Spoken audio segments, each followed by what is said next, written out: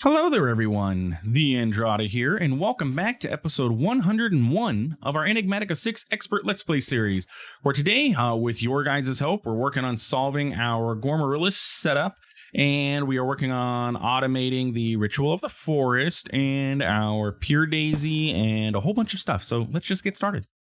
Welcome back, my friends, to another wonderful day here in the world of TheAndrata, where, well, I have some thank yous for you guys.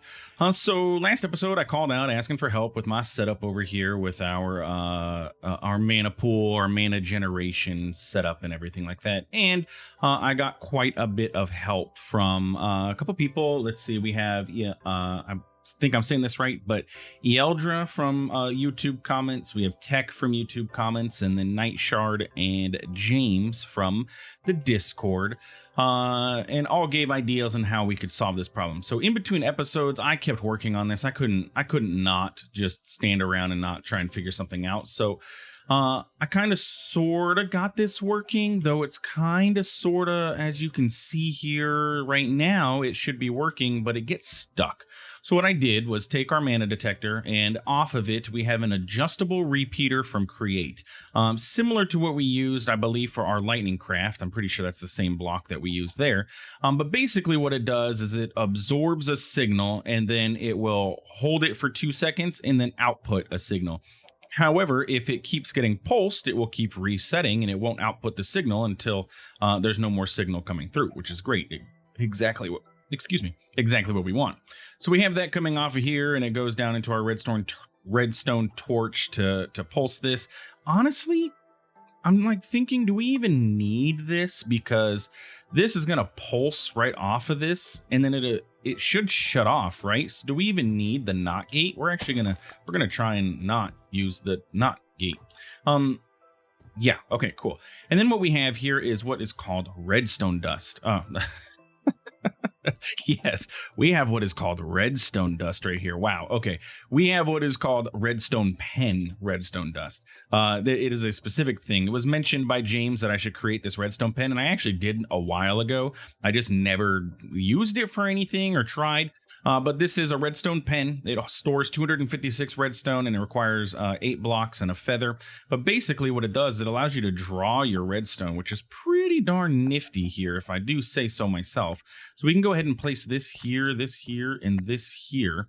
And in theory, this should work, actually. I don't think I need the not gate, because this should pulse once it gets to a high enough charge. You know what? It did do that. Okay. Because now it's going to turn it off. Yeah, it'll turn off when it stops receiving the pulse, which is fine. Okay, maybe only that first one is where it's going to jam up. We'll see what happens here. Once this empties, which it looks like it fed it something that was pretty heavy. So 2 seconds, it empties. And yeah, okay, so we do want to pulse, because we want it when it empties to pulse and place the new one. Okay, duh. See, again, my redstone knowledge is extremely lacking, and so we end up having derpy systems like this that I have. Let's go ahead and place the grass block back down. Should have left well enough alone. Get my redstone torch. Bam. And then we can get our redstone pen again. I'm using regular redstone here to power this block, only because the redstone pen it won't power the block, which means it won't power the torch. So it won't toggle the torch for us. It doesn't actually power the block that it's attached to. Only the redstone gets powered. I don't know if there's a way with redstone pen to make it so that it does, but yeah, it doesn't for now. So there we go. Now it's going to do its thing. So it's going to charge up, which is going to turn this on, which turns off the redstone torch. It's going to eat, do its thing. I also put a overgrowth seed down here to make this faster. And then it takes 2 seconds to turn off, turns off, pulses, and then charges back up, does the thing. And so it works. Like I said, it works. It's just every once in a while it gets stuck. It stops working, and I don't know what causes it to stop working completely. And it'll just sit there and not do anything. It seems to maybe happen only on world load. So you know what? Maybe having this button here is what the issue is. On world load, it's pulsing that button potentially. I guess we'll see what happens with it. But yeah, it's working. It's doing well, and we're getting mana inside of our mana pools. So this, I'm gonna go ahead and count this as a win. We're gonna go ahead and mute the sound of the eating. We're gonna create a new anchor. We'll call this Botania, because we don't want to hear that. We'll do a 16 range and eat. Was that a thing? Food? No. I'm going to have to actually look through all of these and find the sound of eating. And you guys are going to look here with me. There we go. Burp. We want to turn that off. It looks like it's entity.player. That makes sense. Except for the fact that we only have player hurt and player burp.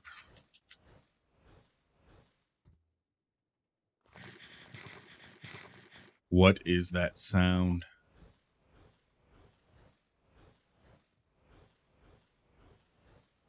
Item. Minecart. Okay, are we kidding? It's not hurt, is it? That doesn't make sense that it would be hurt.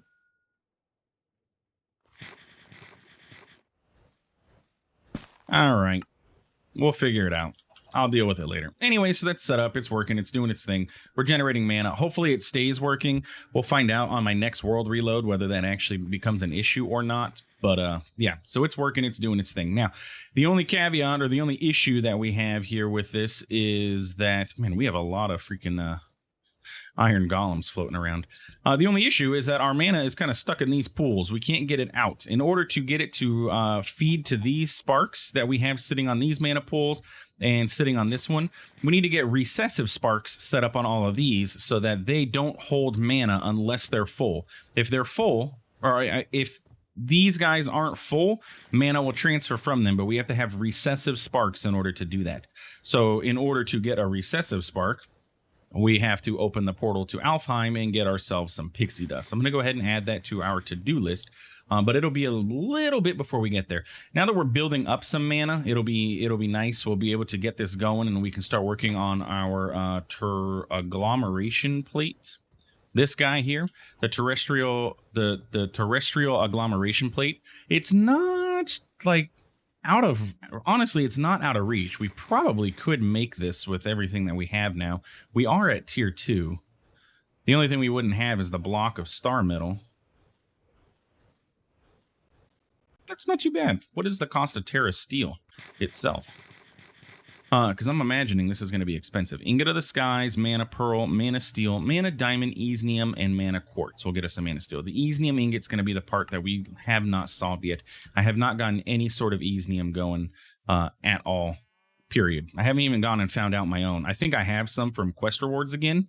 I have 4 ingots and 2 ore, but I mean, it'll get me some Terra Steel, but we're going to need to get the pylons, the Natura pylons, which requires 2 Terra Steel ingots each. So we're going to need 4 Terra Steel total to do this, plus spirited crystals. That's easy enough. Yeah, so we're going to need 4 of those, or 2 of these, which is 4 Terra Steel, which we do have 4 Easnium. We could make this happen. It's going to be very soon then. We're going to get this portal open because it's kind of been it's going to be our bottleneck to getting anything else super automated. Anyway, so with all that being said, let's go ahead and work on what else we talked about last episode and get the Pure Daisy automated, right? We want to get Sunstone and we want to get Moonstone, or whatever the heck it is that we need for this in order to get the Pure Daisy working and completely automated. I did dump all that stuff into my inventory, so we're good to go. So let's set our Pure Daisy itself up. All right, I got to figure out what that eating sound is. We'll be right back. All right, I got it. Got it. It's called, for future reference, it is entity generic.eat. All right, there we go. And so I set that to my anchor here, my anchor 3 for Botania, and it is working perfectly. All right, let's go ahead and sleep through this night, set everything up, and get going. So what are we going to do? Well, we need to have our Pure Daisy to sit anywhere. It doesn't matter. But what we need to do is have a block get placed right here. and right here. Okay, so we're going to have the, what was that? Was that lightning? I don't know what that was. We're going to have the living rock get created over here, which is going to require sunstone. And then we're going to have living wood get created over on the right side, which is flourishing archwood. Okay, so we're going to have these pieces of dirt here as temporary blocks, and we're going to set up a constructor and a destructor on each. So we're going to set up a constructor, and then we're going to go to the bottom of the block. It doesn't really matter. It doesn't have to be on the bottom of the block, but that's what we're going to put it as. And we're going to have the destructor sit on the bottom. And the important thing is here is that we want to whitelist, and we want to make sure that we set up the correct item. So we're going to do living rock. Can't drag from there. Okay, living rock. So this is going to be living rock, I guess. I think I said this was going to be living wood, but it doesn't matter. So then we're going to do the same thing on this side, a constructor and a destructor sit right over here. And then you are going to be living rock, or living wood. Which one did I just do? I don't even know anymore. And we're going to make sure you're on a whitelist. So you are only going to be able to break living wood, and you are only going to be able to break living rock. And then we need to do the same with our constructors. So we did living wood here, right? So we need to make sure that we have flourishing archwood wood inside of here so that it places that down. And then over here, we need to make sure that we have sunstone placed down. Make sense? And then it's just a matter of cabling it up, and theoretically it should start working. So let's cable it from the back. There. There,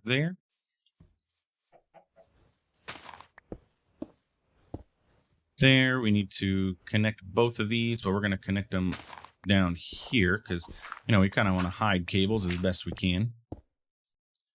There we go. And then we should be able to... Oh, that line was the router moving food. Oh, that's how we know that that's working. That's good.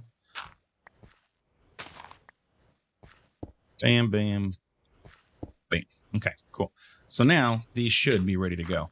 All we have to do is break the dirt block that's sitting here that's kind of stopping them from being able to operate, and we should get automated living wood and living rock going. Perfect. So these two are going to do their thing. The Pure Daisy is going to do its thing, and it's going to break it. However, they're going to continue to operate indefinitely, and that's not what we want. We don't want it to continue going on forever and ever and ever and ever. So what we're going to do is actually go ahead and break the cable here, and we're going to set up 2 detectors on there. I used these in the past, but I don't know if I ever demonstrated how these were used. So we're going to go ahead and set them up, and we're going to say, okay, Mr. Detector, I don't want you to place a block if we have... so this is going to be living rock. If we have more than 128 living rock in the system, go ahead, or if we have less than 128, go ahead and output a redstone signal. And then the constructor, we want it to set to only work with a redstone signal. And we're going to do the same thing over here. We're going to do living wood, and we're going to say 128, and we're going to say output when less than that, and we're going to set it to only work with redstone signal. And perfect. You can see there, it cycled through. It created a living wood and a living rock, and they're going to be in sync here. And it's going to do the thing. So once we get up to 128 living rock, which is going to be a while, or living wood, which is going to be a while, these are going to shut off, and they're not going to place their respective crafting block. And then that way we don't, we don't end up with 10,000 of them in the system. I don't know how much living wood and living rock we're going to ultimately need. 128 was just a ballpark number. We can change that if needed in the future. But for now, I think that's a good starting point, I guess. So let's go ahead and see what our next goal here is, because I just thought of something and I can't remember what it was. Oh, yeah, the sunstone. Sunstone, so we have 203, so we'll be able to do this. Sunstone is a natural altar recipe, so we're going to have to hold off on that. But the flourishing archwood wood is going to be just like this, so that should be fairly simple. And we have 6,000 of these, so yeah, we're going to be okay. So that's that. So with that being said, we just automated our constructor and our destructor with our Pure Daisy. So let's pop on over here into the water, because I have a different setup very similar to this that I set up in between episodes that follows the same principles, but it is being we're using this to create ourselves coral stone, because, well, we need coral stone for our water runes, I think it is. Yes. We need some kind of coral stone for this. So I figured, well, let's get coral stone automated. So if we take a look at coral stone, we should have 45. It's very, very slow to produce this. But basically what we have is we have on this side, we have a constructor, which is placing coral stone. And coral stone is just any kind of stone surrounding a nautilus shell. So that makes us the coral stone. And I forgot, I need to get a crafting upgrade in here. I have enough? I can make this. Okay. Yeah, we need to get a crafter upgrade in this so it can craft coral stone when we run out, because we are going to run out. I think there's only, 9 left or something like that? Oh, that's dead. There's only 20 left. That's okay. Craft upgrade. So then on this side, what we have is a destructor that is set to whitelist silk coral stone, and it has a silk touch upgrade. Silk touch upgrade being needed because the silk coral stone has to be silk touch. If you remember, we talked about this a while ago when we were going to be making ice through this. Silk touch is fairly easy for us to get. All I had to do was strip it off of our exchanging gadget, get the book, and then I can go ahead and do this whole thing. So yeah, this is doing its thing. Let's get our crafting upgrade so that this can request coral stone if it needs to, and the system knows how to make the coral stone. So yeah, this is coral stone generation. Like I said, it's not very fast. It's actually very, very slow. I don't know, like, is there a way to make this go faster or something? And we're only seeing water. Okay, upgrade aquatic coral stone powered false. I don't even know what that means. We can time in a bottle this if we wanted to. And it will make it go faster, the conversion, but it's, like I said, it's still very, very slow. See, look, it did it. It did 1. So now we have 46 instead of 45. But look, that's 256x, and it's still, like, not doing anything. So, yeah, we'll just let that run. Hopefully we don't need that many runes of water anytime soon. But with that being said, I did teach the system how to make all of the runes, and including like runes of autumn and stuff, but I don't have all of the like requisite materials taught. It knows how to make syrup. I've just been working through as we go and teaching it all the different things that we need for this. So there's like syrup. This is Rune of Summer, which requires melon popsicles, which we can teach and everything. It's not difficult. It's tedious. I have to keep adding crafters. And my philosophy is anytime I need to add a crafter now, I am adding a iron crafter and not using the regular crafters. So as I make them, we're doing the thing with iron crafters as I can until I run out of materials to be able to make them, which is going to be the Wixie shards and stuff. So anyway, that's that. So this is working well, I believe. Let's go ahead and make sure. Oh, no, look, see, this is what I'm talking about. It jammed up. It stopped running. I don't know why. We haven't done anything. So it's not a world load issue. It's not anything. It literally just stopped working. I don't know. And I have to sit here and like keep an eye on this 100%. And to see where it jams up. Like this is set to 2 seconds. It used to be a 10 tick delay. I tried increasing it to see if that stops it or anything, but I don't know. I don't know what causes this to jam up. This is not going to be good for us long term. I can see it being a pain because I don't know what causes it to get stuck, and it's getting on my nerves, to be honest with you. So as soon as we can migrate away from that, we will. I'm going to leave that hole there so I can come keep an eye on that, I guess. So with all of that being said, we also are working on, we need to get working on aura for our altar. I want to get our natural altar automated so that way we can get it, but we can't, I don't want to automate it until we get aura going. And so what we need to do is figure out some way. Now I looked on the Enigmatica 6 Discord, on the wiki and everything, and I think the Swamp Homie is going to be first off, the name is fantastic, Swamp Homie. But I think this is going to be a fairly decent way for us to automate aura up there. It's a fairly compact setup. All we have to do, the way the Swamp Homie works is it takes cobblestone or mossy cobblestone, extracts the mossy part out of it, and then generates aura by doing that. So if we can get this Swamp Homie going and we can set it up over here, we can set it up with like a modular router sitting back here and, you know, entangled blocks, of course, to get mossy cobblestone, place it down, get another modular router that'll break it and void out the cobblestone because we don't really need it. So we have infinite cobblestone, and then have the swamp homie sit here to refill our aura in this area. And I think that's going to work well, and it'll be kind of compact and be able to sit over here behind our altar. Ideally, it would be underneath our altar, but underneath our altar is a giant fan blade. So kind of sort of can't do anything with that. So we're going to work on getting that set up. In order to do so, though, I'm tired of having to manually craft over here. So as you can see, I've kind of sort of, oh, that's going to be an issue. Okay. I've kind of sort of changed things around out here, and I have worked on automating our ritual of the forest. So let's talk about what I've done. So the first things first, I set up grass path all around here. So that way there's no grass, and we'll explain why in just a moment.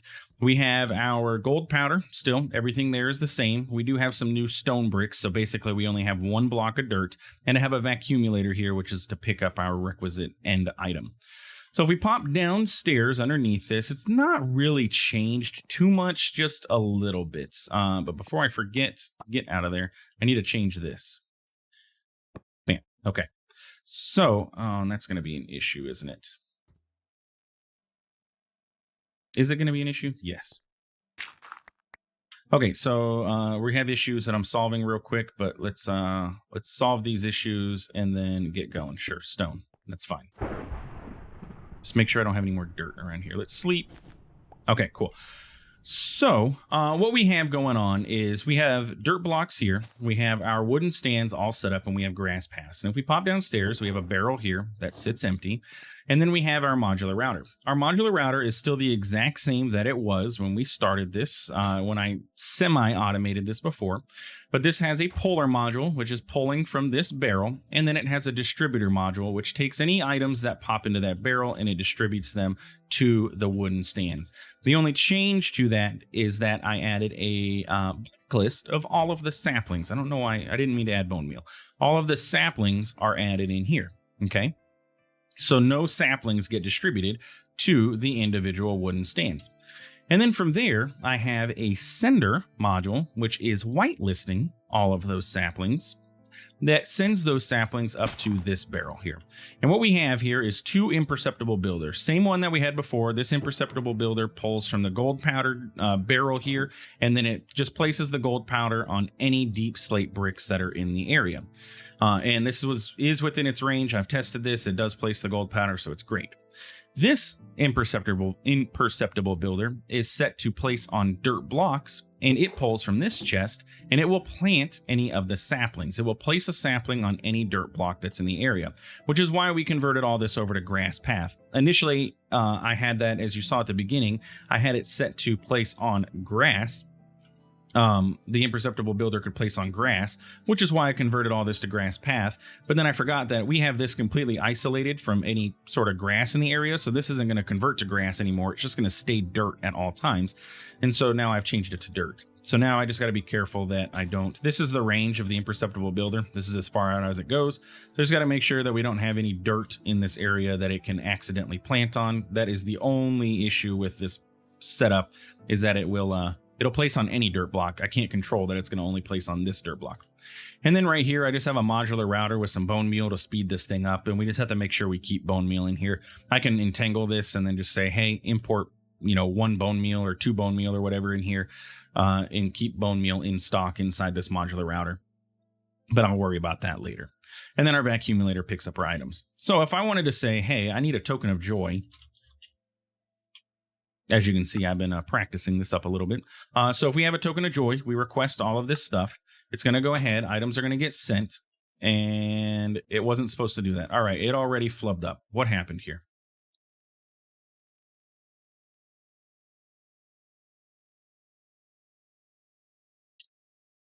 I want these. Is it possible? Huh.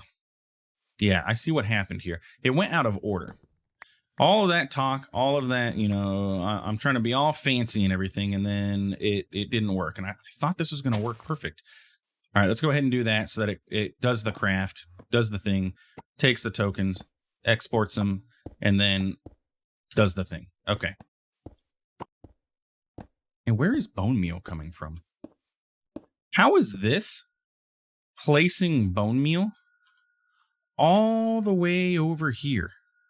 That's what's happening here. It is literally placing bone meal all the way over here. It's like acting as if this wooden stand is in front of it. And there's no way for me to stop that, is there, either? Huh. That's really interesting. Okay. Yeah, that's very interesting. I don't know why it would do that, but it's placing the bone meal on this wooden stand because it's directly in front of it. I don't know any way to stop that from happening. Our activator module doesn't have like I can't blacklist wooden stand or anything like that. Very interesting. We're gonna have to see if that causes a problem later. Okay, because what happened is not what I want to have happened. What it did was so the barrel got the items filled into it and it pulled the sapling, and then so it hit this sender, it sent the sapling up there before it did anything else because it blacklisted here, so it wasn't able to do anything, and then it went over here. So we want to make sure that this operates in order, and in order to do so, we just have to adjust our recipes. We can make it work if we fix the recipes. Then it's only going to allow us to do one of these at a time, though. Yeah, we'll see what happens. We're only going to be able to craft one at a time, basically, is what's going to end up happening. So like Token of Joy, if I change this recipe and I say Sunny Blossom Sapling goes to the end of the list.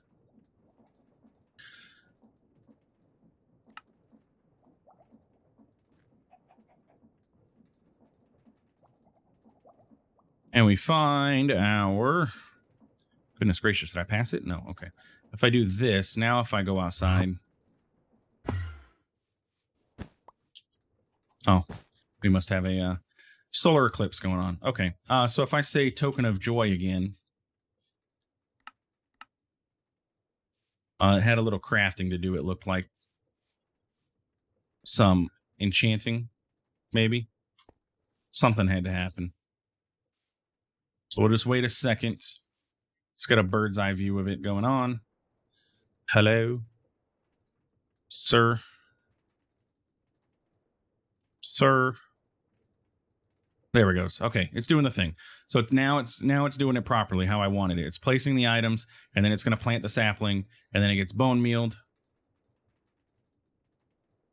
Bam, does the thing, and look, it places the bone meal right in front. I don't understand what's going on. Look, it's still trying. It doesn't until the gold powder is done.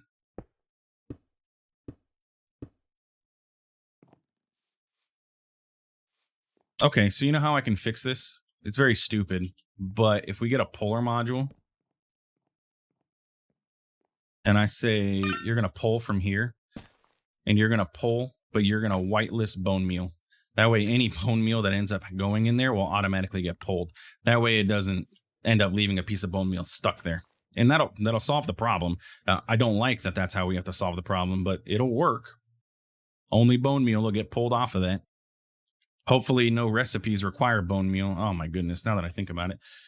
Token of Joy, do any of you require bone meal? Yeah, this is also not the only thing that the Ritual of the Forest is used for. And something here, I guarantee, is going to use bone meal for something. Whatever. Anyway, so that's the Ritual of the Forest automated. And if we just have the saplings go in last, we'll be okay. So then what we need to do is go ahead and craft ourselves up some of the things that we're going to need. Because remember, our goal is to make the swamp homey. That's going to require a token of grief and a token of terror. In order to make, we have one token of grief and we have one, no tokens of terror.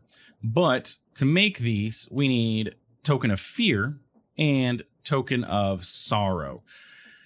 So what we want to do, I think it was mentioned to me that when we are doing our spirit calling over here, we can do up to 16 items. Is that what it is? And apparently we lost some poppies over here. Let's do... Oh, no, it's 2. Yeah, 1, 2, 3, 1, 2, 3, 1, 2, 3, 1, 2, 3. So if we set this up and we do the spirit of calling, we can put 16 items in here at a time. And it's always recommended to do 16 of them. So what we want to do is get ourselves set up and make 16 of each of the tokens that are required. So token of grief, we're going to need sorrow.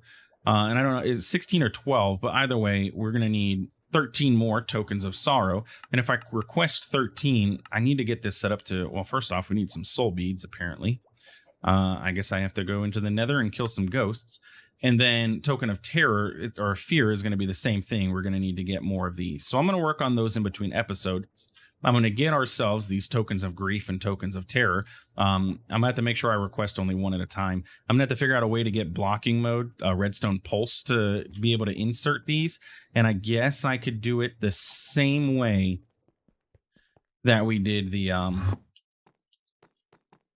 this guy here, the Ars Enchanter. We could have it do the same thing because I have the Ritual of the Forest out. I could pulse this with the pipes, so we could have the Ritual of the Forest out down there. I could have this going, which is going to comparator into a redstone link, and then I'll have that redstone link linked to the Ritual of the Forest, and then this can be set to redstone pulse inserts the next set. That way we can queue up multiple crafts and it'll only send the items to the thing. So I'll work on getting that set up in between episodes. But yeah, that's going to be it for today's episode. If you enjoyed, please feel free to like, comment, subscribe. I do appreciate it and it really does help out the channel. Thanks for stopping by. Thanks for watching. We'll see you in the next one. Have a good one.